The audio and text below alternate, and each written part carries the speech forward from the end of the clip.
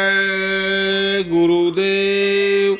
एक बार स्वामी जी महाराज ने सत्संग में सुनाते हुए कहा कि आप सब लोग एकमात्र रोटी मांगने लगे। भारत देश रोटी मांगने वालों का नहीं था, यह तो चरित्र मांगता था। यह भगवान से प्रार्थना करता था कि हे प्रभु, न्याय दो, सद्बुद्धि दो, धर्म दो, कर्म दो और अपना दर्शन दो।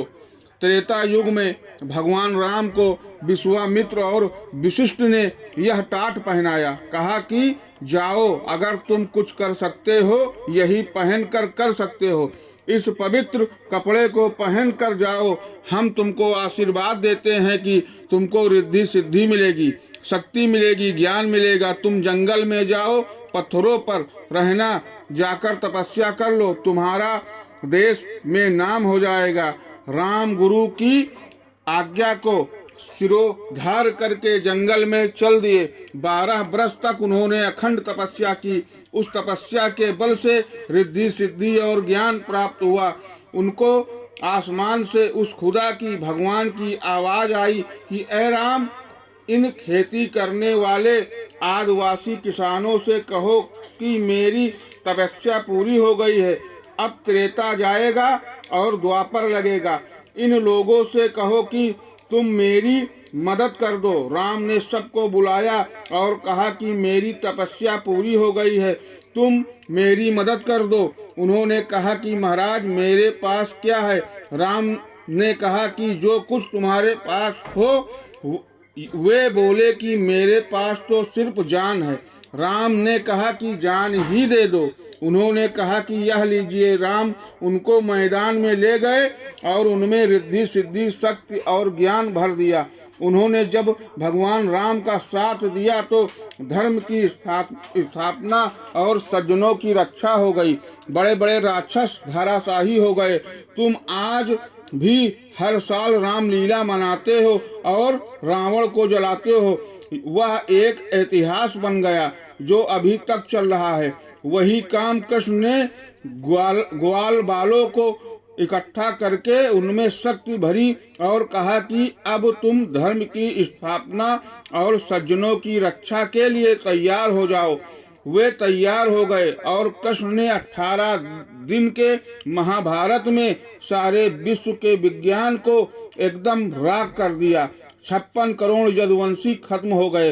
धर्म की स्थापना, सज्जनों की रक्षा और दुष्टों का विनाश कर दिया। यह इतिहास कुछ दूर नहीं है, यह तो अभी हाल ही का है। उसके बाद कितनी शक्तियां और आई। उन्होंने बहुत कुछ काम किया। ब्रह्मचर्य सब अवस्था में फायदा करता है। एक तो शरीर में ताकत रहती है, दूसरे शरीर में फुर्ती रहती है, हर काम में दिल लगता है, बीमारी पास नहीं आती है, भजन करने में मन लगता है, काम वासनाएं कम उठती हैं। एक नारी व्रतधारी होता है। जिस घर में औरतों की इज्जत होती है वह घर सुखी रहता है, और जहाँ देवियों का अपमान होता है वहाँ से सुख शांति चली जाती है।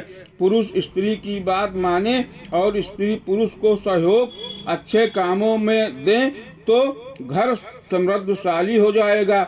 बुढ़ापे में कुछ होने वाला नहीं, केवल आपकी श्वास पूरी करना होता है।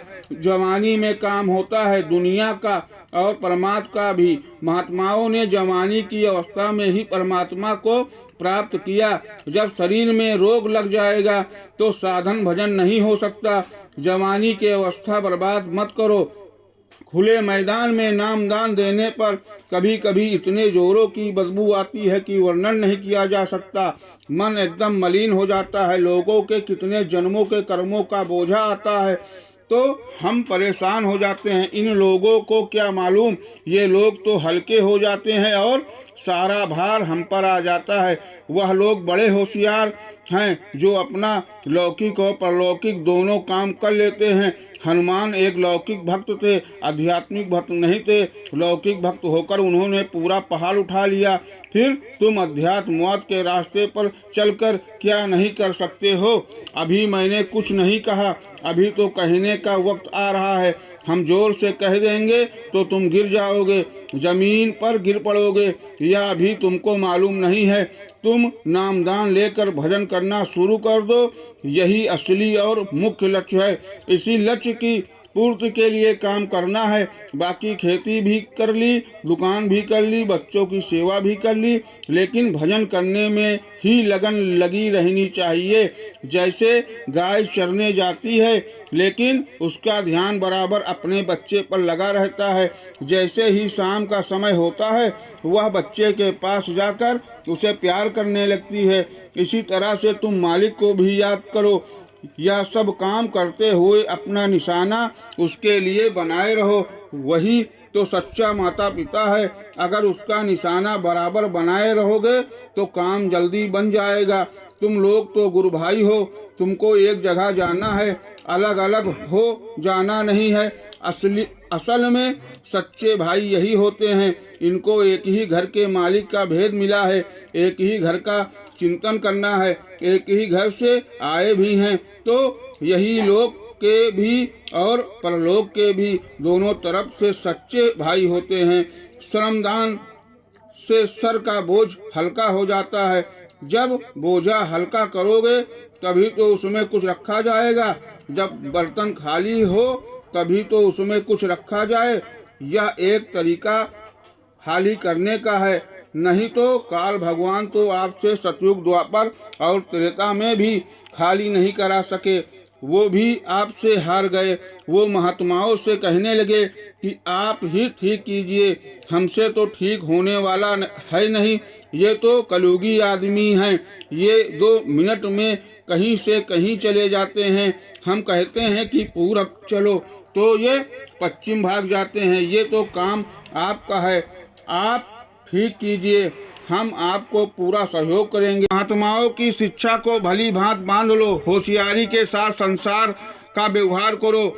या कभी नहीं कहता हूँ कि घर, बच्चे और कामकाज छोड़ दो। पति पत्नी जुदा हो जाओ। अपनी मर्यादा में काम काज करते हुए, पति पत्नी का साथ रहते हुए कम से कम कुछ दिनों तक ब्रह्मचर्य का पालन तो करो। रोज अंडे खाओगे, रोज मारोगे। जब तुम्हारी शक्ति क्षीण हो जाएगी तो बीमारी तुमको आएगी कि मुझको आएगी। बीमार पड़ोगे, डॉक्टरों को बुलाओगे, खरीद लिए जाओगे, पैसे भी चले जाएंगे, शरीर से भी जाओगे, दफ्तर से भी जाओगे, कामकाज से भी जाओगे, घर के सुख सामान से भी जाओगे। आज तमाम दुनिया इसलिए बीमार हो गई। दे अंडे, दे मांस, दे मछली, दे शराब। जब ये सब खाने पीने लगे तो तमाम दुनिया के मर्ज लग गए। उन जानवरों के खून को जिसमें तरह तरह की बीमारियां हैं खा लिया। डॉक्टर भी जब खून चढ़ाता है तो टेस्ट करके चढ़ाता है। आपने कौन बकरी मछली का खून टेस्ट कर लिया कि वो तुम्हारे शरीर के माफिक पड़ेगा कि नहीं?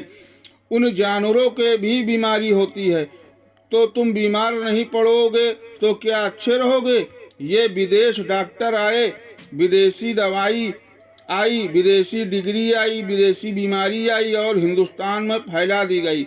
सबके सब इस मर्ज में अब रो रहे हैं और अस्पताल खोल दिए गए। बाबा जी ने यही तो कहा कि स्टाल भर में अस्पतालों में तुम जितने बीमारों को अच्छा करते हो, हम उनको 1 हफ्ते में अच्छा कर देंगे। इसमें कोई दवा नहीं, ना ही कोई औजार चलाना, लेकिन अच्छे हो जाओगे। जब एक मर्ज से अच्छे हो जाओ तो दोबारा फिर उस मर्ज को क्यों बुलाते हो? तब तुम बड़े नादान और नासमझ हो। अतः गृहस्थ आश्रम में ब्रह्मचर्य का पालन करना बहुत अनिवार्य है। उससे शारीरिक शक्ति क्षीण नहीं होती है, दिल दिमाग बिल्कुल स्वस्थ रहता है और दफ्तर एवं घर के काम काज करने में स्फूर्ति रहती है। लेकिन जब शरीर शक्ति को क्षीण कर दोगे तो टीबी के मरीज बन जाओगे। जय गुरुदेव।